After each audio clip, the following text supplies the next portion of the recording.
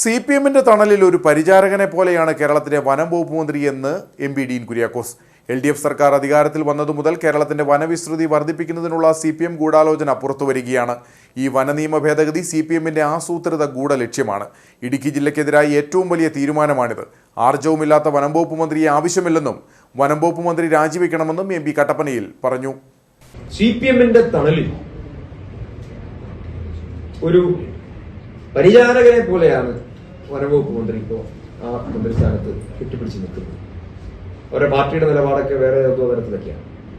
CPM-ന്റെ ഔദാര്യത്തിൽ എന്തിനാണ് ഈ വനംവകുപ്പ് മന്ത്രിയെ വെക്കുന്നത്? അപ്പോഴാണ് ഈ ഗവൺമെന്റ് അധികാരത്തിൽ വന്ന നാള് മുതലേ കേരളത്തിന്റെ വനവിസ്തൃതി വർദ്ധിപ്പിക്കുന്നതിന് വേണ്ടി CPM നടത്തിക്കൊണ്ടിരിക്കുന്ന ഗൂഢാലോചന നമുക്ക് വ്യക്തമാണ്. ഇവിടെ ആർജവമുള്ള ഒരു മന്ത്രിയാണ് വനമന്ത്രി. ഞങ്ങൾക്ക് അല്ലെങ്കിൽ കേരള ജനതയ്ക്ക് ആർജവമുള്ള ഒരു വനമന്ത്രിയെ മാത്രം മതി. CPM-ന് ഏറാൻ മൂളുന്ന ഒരാർജവമില്ലാത്ത വനമന്ത്രിയെ ആവശ്യമില്ല.